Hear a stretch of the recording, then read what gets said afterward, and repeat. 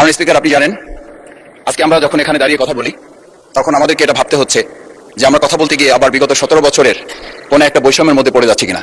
কিন্তু আমাদেরকে এটা ভাবতে হচ্ছে আমরা যখন এখানে দাঁড়িয়ে কথা বলছি, আমাদের কথা বলার সময় শহীদ শরীফ ওসমান হাদি ইনসাফের পক্ষে কথা বলার সময় বলেছিল, আমার প্রতি যে জুলুম করবে আমি তার সাথেও ইনসাফ করতে চাই।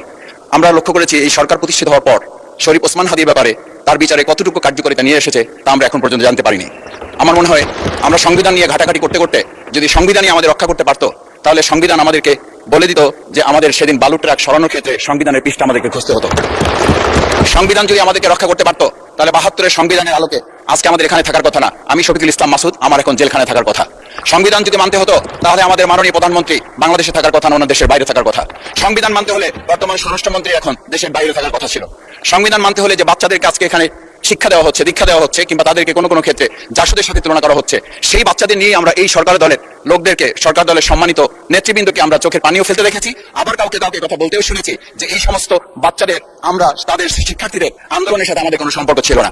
আমরা খুব লজ্জিত হই মাননীয় স্পিকার, আমাদের এই বর্তমান সময় আমরা যদি এটা খেয়াল করি যে আমাদের বাংলাদেশের এই বর্তমান প্রেক্ষাপটটা নতুন করে এখন যে গণভোটের যে আজকে ন্যায্যতা অন্যায্যতা, সাংবিধানিক পৃষ্ঠা, লাইন, অক্ষর, দাড়িকমা আমাদেরকে শেখানোর চেষ্টা করা হচ্ছে, যদি সেটা হতো তাহলে বাংলাদেশ জাতীয়তাবাদী দলের সম্মানিত মহাসচিব তিনি কয়েক হাজার পুলিশের বেষ্টনীর মাঝখানে একটা মোবাইল নিয়ে তাকে আমরা দাঁড়িয়ে থাকতে দেখেছি, তখন সংবিধান আমাদেরকে রক্ষা করতে পারে নাই।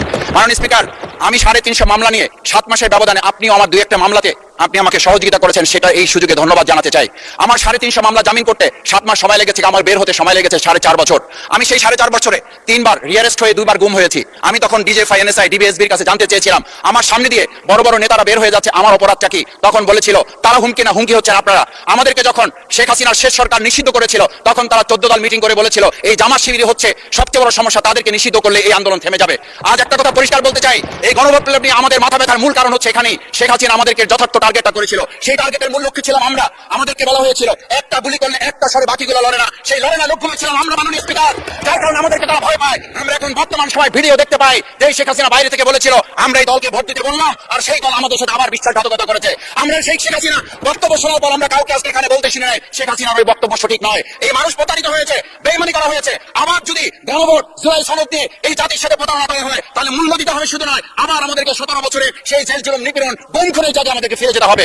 আমি মনে করি পরিষ্কার বক্তব্য, গণভোটের প্রতি সমর্থন না জানিয়ে জুলাই সনদকে যদি আজকে ইগনোর করা হয়, তাহলে আমাদেরকে কিন্তু আবার সেই গুম খুনের আয়নাঘরের দিকে আমাদেরকে ধাবিত করা হবে। আমি মনে করি গণভোটের বিরোধিতা করার অর্থ হচ্ছে আমরা আয়নাঘরকে সমর্থন করতে চাই। গণভোটের বিরোধিতা করা মানে হচ্ছে 70% মানুষকে আমরা অন্যায্যভাবে তাদেরকে আবার ধিক্কার জানাতে চাই। আমি এখানে স্পষ্ট বলতে চাই, আপনারা যেমন 51% সমর্থন নিয়েছেন, 70% প্রায় জনগণ কিন্তু গণবিপ্লবের